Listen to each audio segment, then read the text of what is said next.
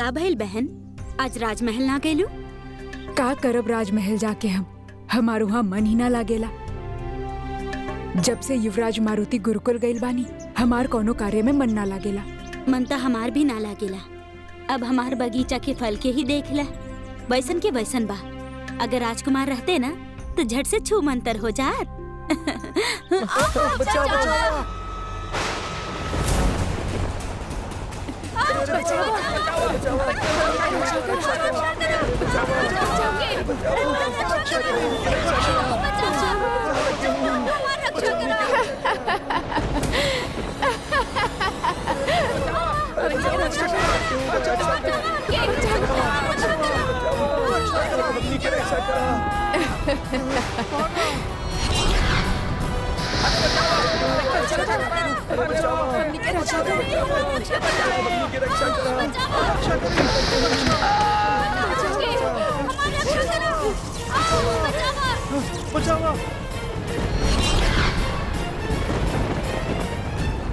चिंता के कौनो बात नहीं खे।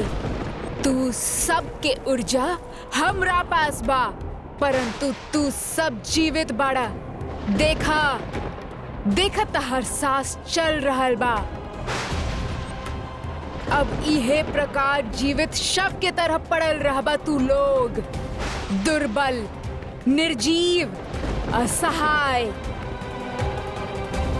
सुमेरुवासी, मृत्यु से भी भयानक स्थिति बाई, मृत्यु से भी अधिक पीड़ादायी बाई।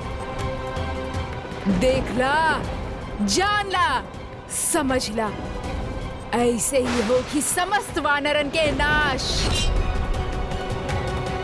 प्रत्येक कार्य के पीछे एक उद्देश्य हो खेला। तो बतावा, तो शिक्षा प्राप्त काहे कर रहल बाड़ा? तोहरा पास आज संध्या तक के समय बा। यदि तोहार उत्तर से हम संतुष्ट भइनी तो तोहरा के अपन शिष्य के रूप में स्वीकार कर ले, अन्यथा वही क्षण तोहके हमार गुरुकुल से प्रस्थान करके जाए के होखी।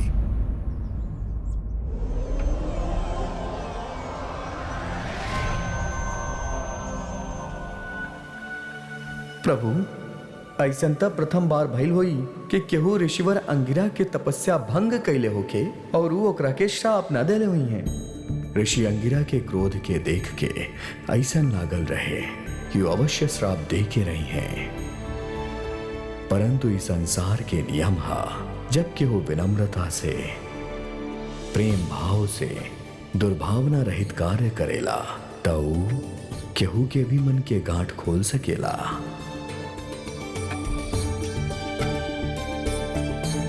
यह खातिर आज ऋषि अंगिरा के मुख से अभिशाप के शब्द ना निकलल। परंतु प्रभु, हमनी के ही ना समझ में आयल कि वो हनुमान से ई प्रश्न काहे पूछले कि ई शिक्षा प्राप्त करे के उनकर उद्देश्य का हा। ई तो हमनी सब जाने ली कि आपके रुद्र अवतार स्वयं समस्त संसार खातिर एगो शिक्षा बारे। उनकर भक्ति था एगो संपूर्ण अध्याय बा इस सृष्टि खातिर। आप सत्य कहा तानी पुत्र, परंतु गुरु के बिना ज्ञान अधूरा बा। हनुमान के पास जो ज्ञान अभी बा, उस संसार के प्रत्येक प्राणी में अंतर्निहित हो खेला, जे के वो जन्म के समय अपना साथे लेके आवेला, परंतु ज्ञान सीमित हो खेला और केवल एगो योग्य गुरु ही वो ज्ञान के दिशा दे सकेला। योग्य गुरु अथवा उचित उद्देश्य के अभाव में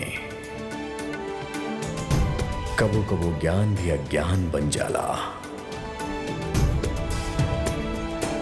ऋषि अंगिरा हनुमान से पूछले बाड़े के उनकी ज्ञान काहे प्राप्त करे के बा। प्रभु, अब तक हम भी हनुमान से एक उत्तर सुने खातिर उत्सुक हो गए बानी। संध्या तक के समय मिलल बा मारुति। शीघ्र ही प्रश्न के उत्तर ढूंढे के होखी। रुको वानर बालक,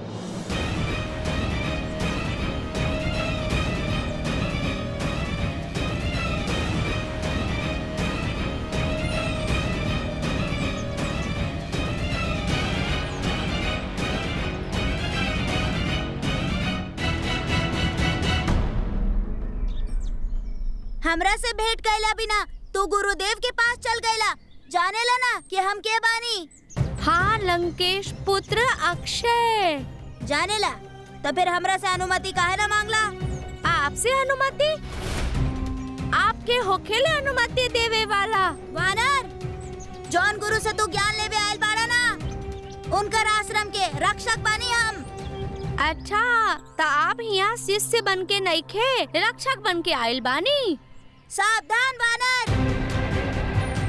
हमार पिता विधाता रावण पूरा संसार के अधिपति बाड़े और उनकर पुत्र होके के नाते हमार अधिकार बाकी एजा पढ़े वाला छात्र हमारा अधीन रही।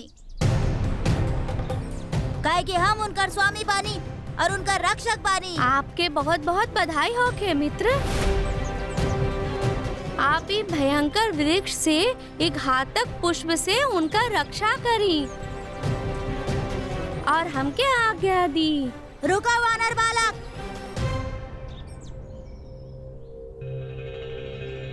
अपना आपके बहुत चतुर समझेला ना तू? ताइजा काहे आयल बड़ा? शिक्षा प्राप्त करे। भला वानरन के शिक्षा प्राप्त करे के का आवश्यकता? इनका देखा, इनकर काम बा हमनी के सेवा कईल। तू भी अब से यह काम करबा। सेवा ता हम करत पानी मित्र, वो भी हमार प्रभु के। कवन प्रभु? इस संसार के प्रभु सिर्फ हमार पिता ही बाड़े, विधाता रावण। यदि हमके शीघ्रता न होकत ना, तो गदा के प्रहार से तोके तोहर पिता के पास भेज देती। खड़ा काहे बड़ा वानर? जा हमरा खातिर जामुन तोड़ के लेके आवा। पहिल बात ई बा मित्र, कहीं भी हम आवे नहीं जाएनी, वो भी आपन इच्छा से। दूसर बात, हमार माता कहेली आपन कार्य स्वयं करे के चाही। त जाई स्वयं वृक्ष पर चढ़ी। देखिए, हमके संध्या से पहले गुरुदेव के प्रश्न के उत्तर देवे के बा। त हमार पास समय कम बा। सबके हित में बा कि आप हमरा शांति पूर्वक यहाँ से जाए दी। हमरा के चेतावनी देवेला पकड़ा ई वानर के।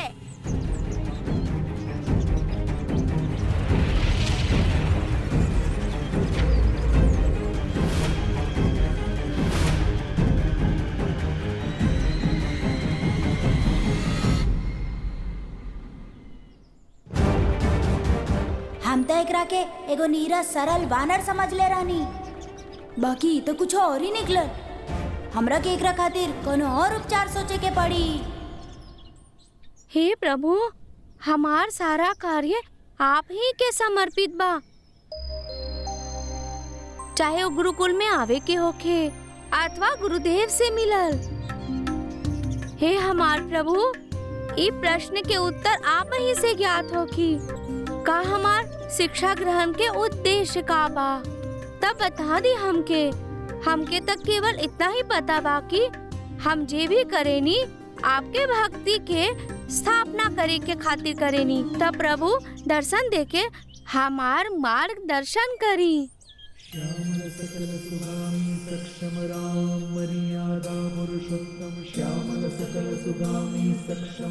हनुमान,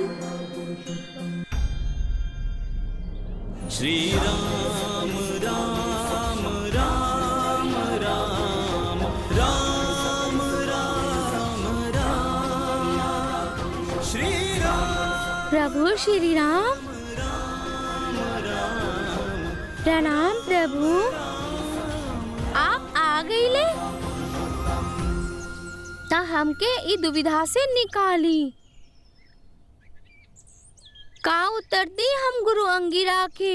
ऋषि अंगिरा के प्रश्न जटिल अवश्य बा, परंतु आपकी बुद्धि भी ता प्रखर बाना हनुमान। अर्थात हर समस्या के समाधान यदि आप हमरा से पूछी हैं, तो आपके निर्णय क्षमता, आपके तर्क शक्ति कैसे सशक्त होगी हनुमान? आप स्वयं इस प्रश्न के उत्तर ढूंढ सकेले। वो योग्यता बा आप में हनुमान। ई सत्य बा कि हमरा के मन में धारण कर जे भी कार्य करी है वो हमके समर्पित होखी और ओकर उत्तरदायित्व भी हमार ही होखी। परंतु ई भक्ति यात्रा आपके बा, आप होखी है ओकर उत्तरदायी, काहे कि ऊ कौशल आपके होखी। हम आपके बात समझ गए बानी प्रभु, और हमके आपन प्रश्न के उत्तर भी मिल गई। धन्यवाद प्रभु।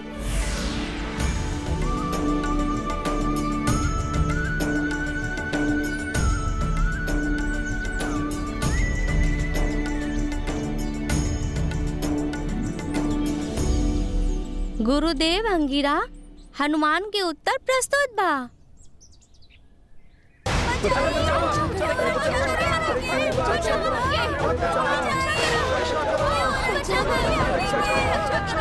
तू हमके आपन ऊर्जा दा और हम तोहके दे विनाश।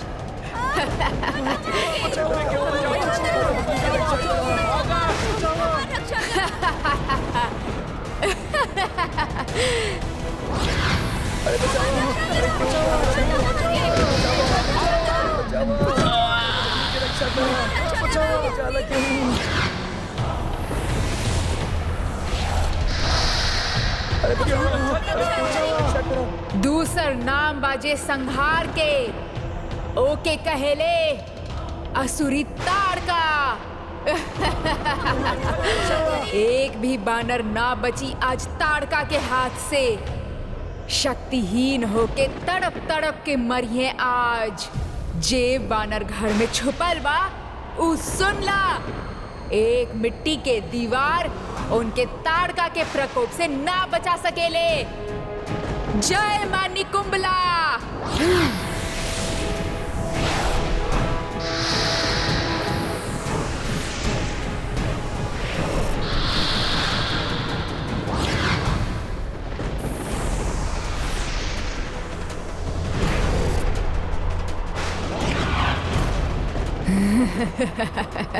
यहाँ जितना भी वानर रहेले सब कर ऊर्जा के हम ग्रस्त कर लेहली, सुमेरु के शमशान में परिवर्तित कर देहली।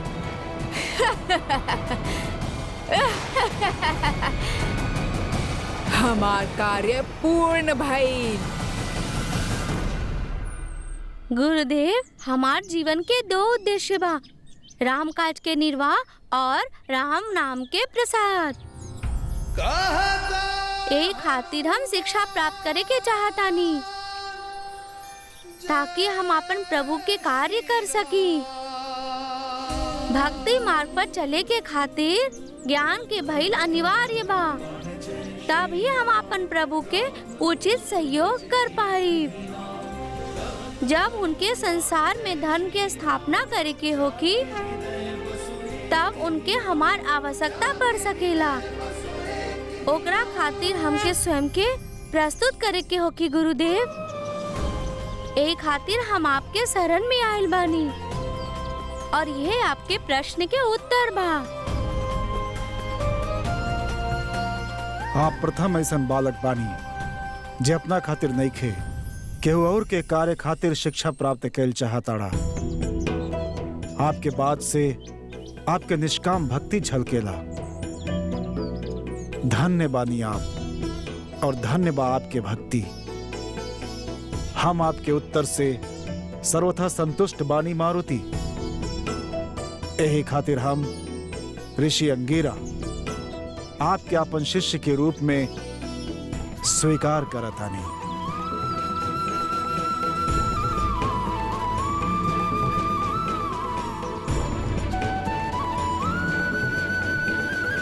प्रणाम गुरुदेव। प्रभु, ये शुभ समाचार सबसे पहले हम आपके देवे के चाहतानी कि गुरुदेव अंगिरा हमके अपन शिष्य स्वीकार कर लिए बानी, और ये सब आप ही के कृपा से संभव भइल बा। अब हम गुरुदेव से पर्याप्त शिक्षा प्राप्त कर ले, फिर हमार भक्ति में कौनो त्रुटि न रह जाई। जय श्री राम। ए वानर रुको। इतना उछल कूद काहे करल बड़ा वानर? आपके प्रश्न में ही आपके उत्तर छिपल बा मित्र। अर्थात हम बानर बानी ना, और बानर के ते कार्य है बा उछल कूद करल। कुछ अधिक ही प्रश्न दिख रहा बड़ा। कौन विशेष कारण? अब प्रसन्नता के बात ही तबा मित्र। गुरुदेव अंगिरा के गुरुकुल में हमके प्रवेश मिल गईल। शिक्षा प्राप्त करे के कारण और उद्देश्य दोनों मिल गईल। और हमके कहा चाहिए, बिना कोनो उद्देश्य के यहाँ वहाँ घूमल अच्छा नहीं खे। गुरुकुल आइल बाड़ा तो ओकर लाभ उठावा। तू हमरा के ज्ञान देबा मूर्ख? स्वयं के बड़ा बलशाली समझेला ना तू? आज तो हर वहम मिटा देब हमनी। और हाँ, गुरुकुल में तो तारा के प्रवेश मिल गई, लेकिन ऐजा के रक्षक कुमार अक्षय अभी तक तारा के स्वीकृति नहीं खे देले बाड़े। ऐजा के वानरन के भांति तू भी हमार आधिपत्य स्वीकार करा, अथवा अपन पूछ लपेटा और निकला ऐजा से। देखा मित्र अक्षय, ई गुरुकुल से आपके पिता लंकेश भी हमरा यहाँ से ना निकाल सकेले। तू हमार पिता के नाम कैसे लेला? अब देखा कैसे तोहार दुर्गति करतानी हम। अभी करिए कि भोजन के पश्चात? अभी करब मूर्ख बानर।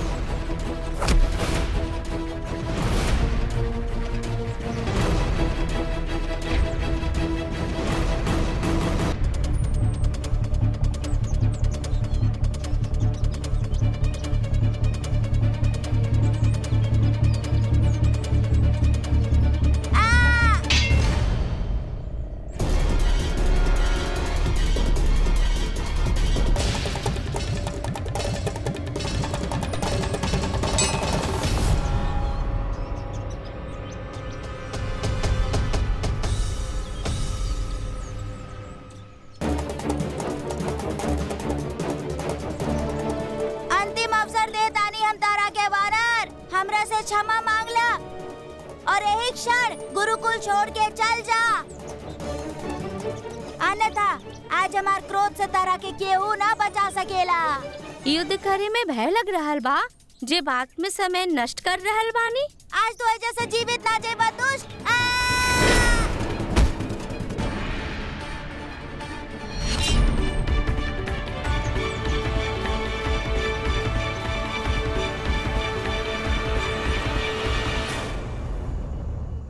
प्रभु, ये का होत बा? जहां तक हमके ज्ञात बा, लंकेश पुत्र अक्षय के वध हनुमान के हाथ ही होके वाला बा, और वो भी लंका में स्थित अशोक वाटिका में। परंतु वो घटना खातिर कई वर्ष बाद भविष्य में एगो समय निर्धारित कइल गइल बा। का नियति के विरुद्ध जाके हनुमान आज ही अक्षय के वध कर देंगे? नंदी, नियति पूर्ण निर्धारित अवश्य हो खेला,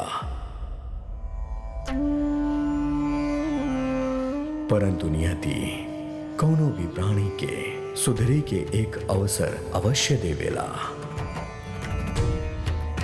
हाँ, ई निर्धारित बा कि हनुमान के द्वारा ही अक्षय के उद्धार होई, परंतु आज अक्षय के एगो अवसर मिलल बा अपन भाग्य के सुधारे के। वो कैसे प्रभु? हनुमान के साथे हो रहल इस संघर्ष के द्वारा अक्षय के वो महाशक्ति के आभास हो सकेला, जे स्वयं एगो अवतार है। यदि वो ही समझ गईले तो आवे वाला समय में लंकेश पुत्र अक्षय अपन प्राण के रक्षा कर अपन नियति के बदल सकेले। देखा मित्र, आप ना शांत हो जाई। आज तो ऐसे से जीवित ना जाइबा वानर। जय हनुमान ज्ञान गुण सागर, जय कपीस तिहु लोक उजागर। जय हनुमान ज्ञान गुण सागर जय कपीस तिहु लोक उजागर रामदूत अतुलित बल धामा अंजनी पुत्र पवन सुत नामा महावीर विक्रम बजरंगी कुमति निवार सुमति के संगी कंचन बरन विराज सुबेसा कानन कुंडल कुंचित केसा जय हनुमान ज्ञान गुण सागर जय कपीस तिहु लोक उजागर वज्र और ध्वजा विराजे कांधे मूंज जनेऊ साजे शंकर सुवन केसरी नंदन तेज प्रताप महाजगवंदन हनुमान ज्ञान गुण सागर जय कपीस तिहु लोक उजागर हनुमान की जय। हे ईश्वर, हमार मन में शंका काहे उत्पन्न हो रहल बा? सब ठीक तो बा?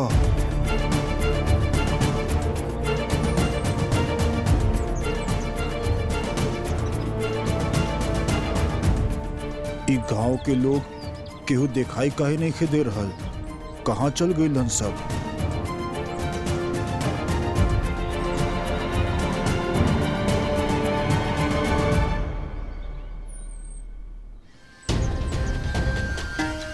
हे प्रभु, जौना प्रकार से यहाँ सामान बिखरल बा, ऐसन लग रहल बा कि लोग शीघ्रता से यहाँ से पलायन कर गइल बाड़न। इस संकेत ऐसन लग रहल बा कि कोनो दुर्घटना घटल होखे यहाँ। अरे अरे, का भइल आप लोगन के?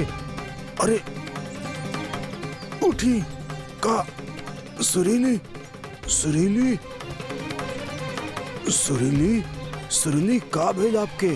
केहू बोला तो सही। सुरीली, केहू बोल काहे नहीं रहल? हे प्रभु, ई का संकट बा? हम कुछ समझ ना पा रहल बानी प्रभु। प्रभु, ये सबके का भइल प्रभु? बंधु बंधु, उठे के प्रयास करी, उठे के प्रयास करी।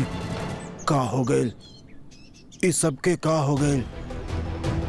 ई कोनो साधारण समस्या ना लग रहल बा। ऐसा लग रहल बा कि इनकर शरीर से ऊर्जा समाप्त हो गइल बा। कहीं लोग विष के सेवन त ना कैलन? ना, सारा प्रजा एक साथ विष के सेवन ना कर सकेले। कुछ तो सुरीली सुरीली सुरीली सुरीली सुरीली, कुछ तो बोला, कुछ तो बतावा, ये सब कैसे भइल? अन्यथा हम आपके कुछ मदद ना कर पाए। हे प्रभु, प्रभु, हम का करी? हमके लागता कि हमार बगल के गांव से कोनो वैद्य के बुलावे की पड़ी। हम अबे आवता नहीं।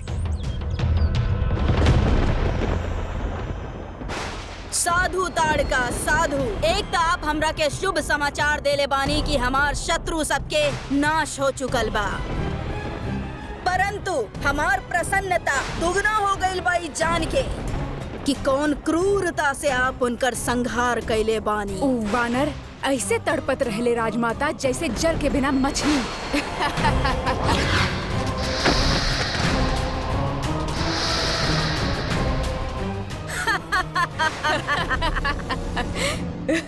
उचित शिक्षा मिलल बा उन लोग के।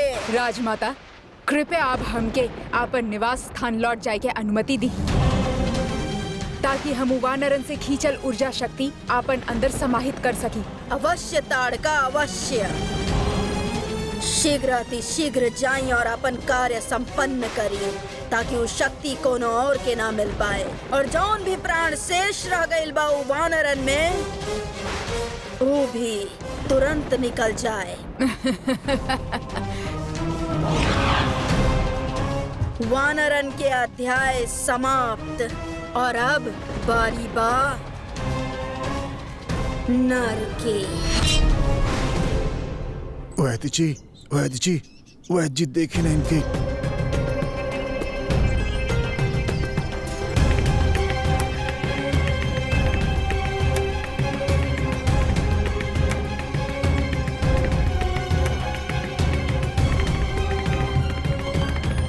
का भेल वैद्य जी? इनके कौन पीड़ा बा? बड़ा विचित्र स्थिति बा जामवंत जी। इनके शरीर में प्राण तत्व तो बा, परंतु ऊर्जा तत्व के कमी बा। का? ऐसा लागत था कि जैसे केहू इनकरा शरीर से ऊर्जा ही निकाल ले होखे। अब आप ही बताएं वैद्य जी, एकर का उपचार बा? जामंत जी, एकर उपचार तो हमरा ज्ञात नहीं है, परंतु इतना अवश्य कह सकीले कि जौना शरीर में ऊर्जा ना होखे ओकरा में प्राण तत्व भी अधिक समय तक टिक ना सकेला। अर्थात अगर ई लोगन के शरीर में कोनो शीघ्र सुधार ना आइल तो इनकर मृत्यु निश्चित बा। ना वैद्य जी, कोनो तो उपाय होके के चाहिए इनके बचावे के, कोनो औषधि। जामंत जी, जब रोगी के शरीर में ऊर्जा ही ना रही तो कोनो औषधि कैसे कार्य करी? अब हम कुछ भी कर पावे में असमर्थ बानी। वैद्य जी, तो कई सुमेरुवासी यही प्रकार से मृत्यु के प्राप्त हो जाइहन और हम खड़ा खड़ा देखत रहब। जामंत जी, हमके ऐसा प्रतीत होखेला कि जैसे ओकरा में कोनो अशुभ शक्ति के हाथ बा। अब हम और आप एकरा में कुछ ना कर सकेले ना। अब तो केवल प्रभु ही इनकरा के बचा सकेले। केवल प्रभु ही इनकरा के बचा सकेलन। हाँ, हमके तत्काल प्रभु हनुमान के इस संकेत के विषय में बतावे के होगी। आज तक हम अपन शक्ति के दुरुपयोग करते आयल बानी हनुमान, बाकी अब से ऐसा ना होगी। हम आपके वचन देतानी कि गुरुकुल के मर्यादा के ध्यान रखब, मन लगा के शिक्षा प्राप्त करब और हिंसा से दूर रहब। आज से सारा वानर बालक हमार मित्र बाड़न, हम उनकरा साथ सहपाठी जैसन आचरण करब। और आज से एजा कोनो नेता नहीं खे और केहू केकरो अधीन नहीं खे। आपके ही मति परिवर्तन के देख के हमके अत्यंत प्रसन्नता भइल बा। आज से यहाँ पे सब एक साथ एक जैसन शिक्षा प्राप्त करब और सब लोग आपन कुल के गौरव के बढ़ावे में आपन योगदान देइहे। फिर कबो आप लंकेश पुत्र होके के अहंकार मत करिहा और आपन परिचय स्वयं के ज्ञान से करवैया। हम वचन देतानी हनुमान। अच्छा, तो हम अभी चलत बानी।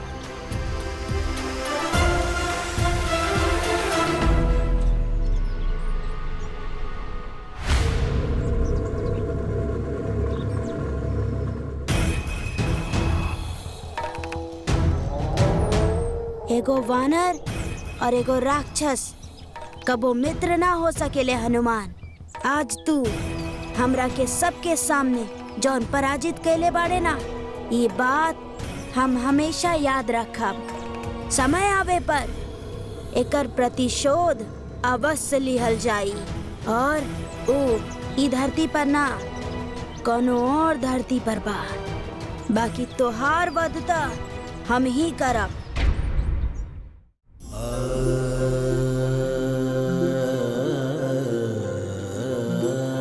हे रावण पुत्र अक्षय कुमार, महादेव के त्रिशूल के सामान्य प्रचंड महादेव के ही अंश हनुमान के साथ युद्ध करल कौनो सौभाग्य से कम ना बा। परंतु जेकरे हृदय में छल और कपट होखे उ एकर महिमा कबो ना समझ सकत। और दुर्भाग्यवश आप भी उ अभागा में से एक बाड़े जेकर बुद्धि पे सदा ही अहंकार के आवरण पड़ल रहेला और इहे कारण संसार आप जैसन के दुर्बुद्धि और असुर बुद्धि कहेला। नियति और काल आपके एक अवसर दिले रहल कि आप आपन कर्म से आपन भाग्य बदल सकेले, परंतु आपके दुर्बुद्धि आपके सबसे बड़ शत्रु सिद्ध भइल और आप अवसर के व्यर्थ जाए दिले। और आज आप आपन निर्णय से इस सुनिश्चित कर दिले कि जब हनुमान भविष्य में हमरे कार्य से लंका जाइए तो आपके वध उनके हाथ से ही होई।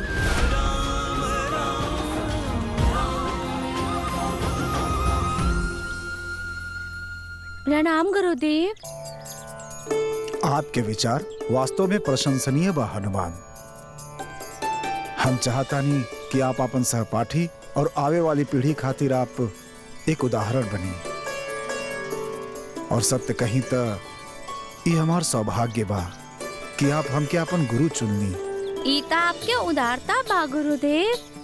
ना पुत्र, जवन समस्या के हम कोनो समाधान ना कर पावत रहनी, वो आप एक ही प्रयास में हल कर देनी।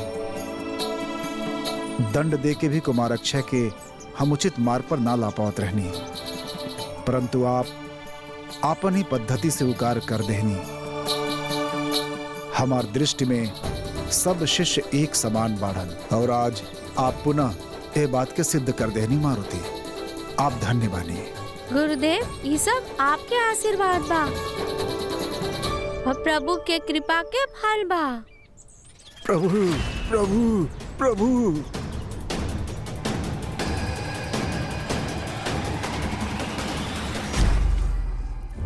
राजमाता कैकसी हमके जे लंकेश के कार्य सौंपले रहल, ओकरा से हमके दो लाभ भई। एक त वानरन के नाश हो गई, और दूसर उनसे खींचल ऊर्जा शक्ति के अपना अंदर समाहित कर हम और भी बलशाली हो जाए।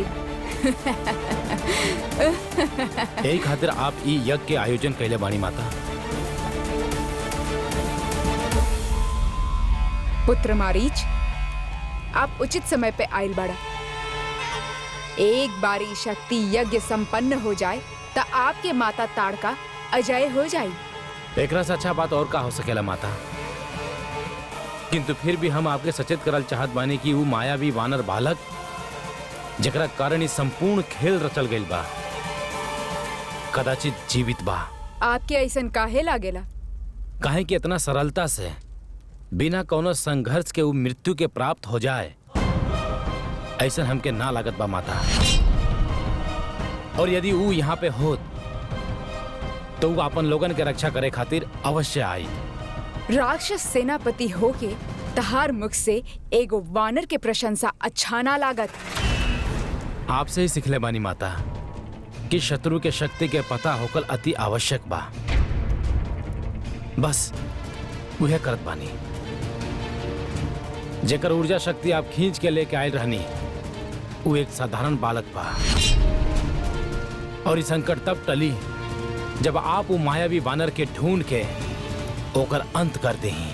के बाऊ का नाम बा ओकर? हनुमान।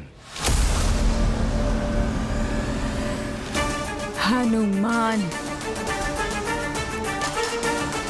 आप कहले रहले कि वो अपन परिजन के रक्षा करे खातिर अवश्य आवेला, अर्थात ओकरा के आपन परिजन के चिंता बा। फिर हमके ओकरा ढूंढे के आवश्यकता नहीं थे। वो स्वयं हमरे पास आई, हमके ढूंढत, काहे कि ओकरा के प्रियजन के बचावे खातिर जौन ऊर्जा शक्ति के आवश्यकता बा वो हमरा पास बा। अर्थात अनजाने में मारुति स्वयं मृत्यु के मुख की ओर आई। दूसर नाम बा जे संघार के, ओकरा के कहेले असुरी ताड़का। जामन काका कहाँ चल गई रहला आप इतना विचलित काहे बाड़ा? प्रभु अनर्थ हो गइल प्रभु। अर्थात हमनी के राज गंभीर संकट से घिर गइल बा प्रभु। आपके अभी चले के हो कि प्रभु, अन्यथा एक भी सुमेरु वासु जीवित ना बची हन हे प्रभु। प्रभु, इस सुमेरु में कैसा संकट आ गइल बा? परंतु भइल का बा काका? प्रभु, हमके दुर्घटना के आभास हो गइल रहे। जैसे ही आप गुरुकुल गईनी, हम तत्काल अपन राज्य चल गइल रहनी, और जैसे ही राज गईनी प्रभु, वहाँ हम देखनी की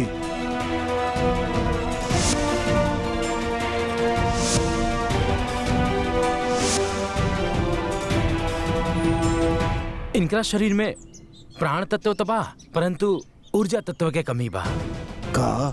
परंतु इतना अवश्य कह सकीले कि जौना शरीर में ऊर्जा ना होखे, ओकरा में प्राण तत्व भी अधिक समय तक टिक ना सकेला। अर्थात हमार सुमेरु में गहन विपत्ति आइल बा। जी प्रभु, एकर समाधान का बा पुत्र? एक ही हल बा गुरुदेव। हमके यही क्षण आपन राज्य लौटे के होकी। कृपया आप हमके अनुमति दी। अवश्य पुत्र, मातृभूमि की रक्षा के हम सबके परम कर्तव्य बा। आप जाएं, सुमेरु की रक्षा करें। धन्यवाद गुरुदेव। आपके समान तेजस्वी शिष्य हमके प्रथम बार प्राप्त भइल बा मारुति। आशा बा कि सुमेरु की स्थिति सुधरत ही आप पुनः गुरुकुल लौट आए। हमारा आशीर्वाद आपके साथ बा। ईश्वर आपके विजयी बनावे।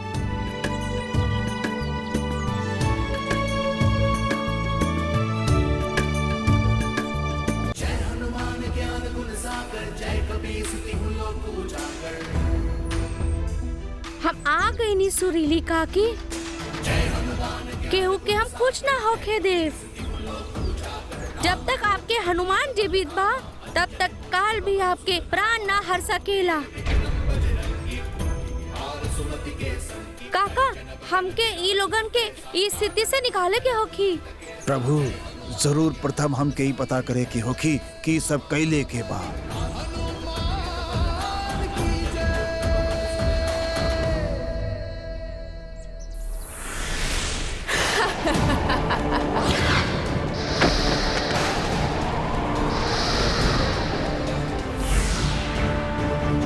प्रभु, पता चलल आपके के कैले बाई अनर्थ। हाँ काका, सब समझ में आ गई।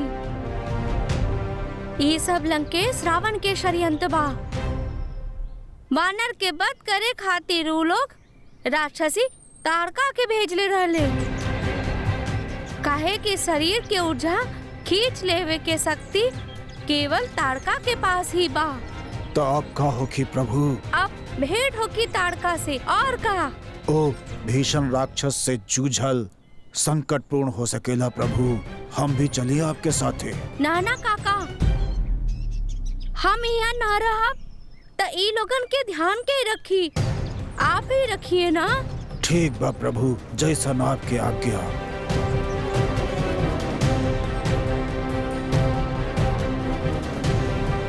हे राक्षसी तारका, हम आ रहल बानी आपके कुटिल योजना के ध्वस्त करे खातिर। अब यज्ञ आरंभ करत बानी पुत्र। हाँ माता, हमनी के ई यज्ञ हनुमान के आवे से पूर्व संपन्न करे के होगी। तबे बानर की शक्ति आप में समा जाई। कहीं आपके आपन माता के क्षमता पे संदेह त ना बा? कदापि ना माता। हम तो केवल अपन अनुभव से कह रहल बानी कि उ मायावी वानर अति बलशाली बा। एक खातिर हमनी के सचेत रहे के होगी। यज्ञ के प्रस्तुति पूरा हो चुकल बा और आप देखिए, हम इहे यज्ञ वेदी में उ हनुमान के बलि चढ़ाई।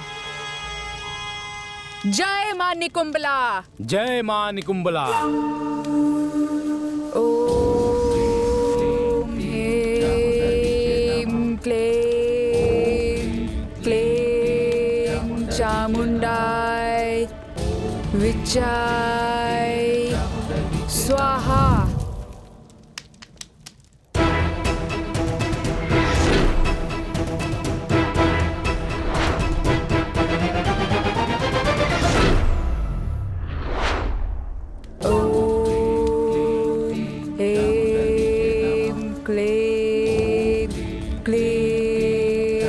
चामुंडाय स्वाहा। अब कुछ ही क्षण में उस समस्त वानरन के शक्ति हमरे भीतर समाहित हो जाई।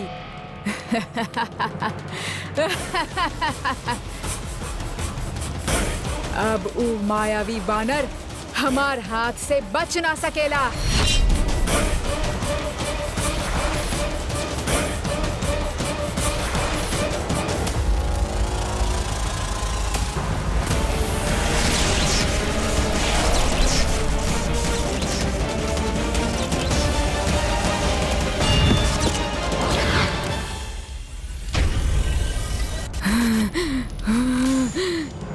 के हमार यज्ञ के भंग कैलाश, केकरा में इतना साहस कि ऊ यहाँ आई के ताड़का से उलझे।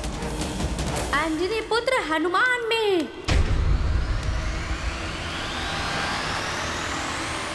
जय हनुमान ज्ञान गुण सागर जय कपीस तिहु लोक उजागर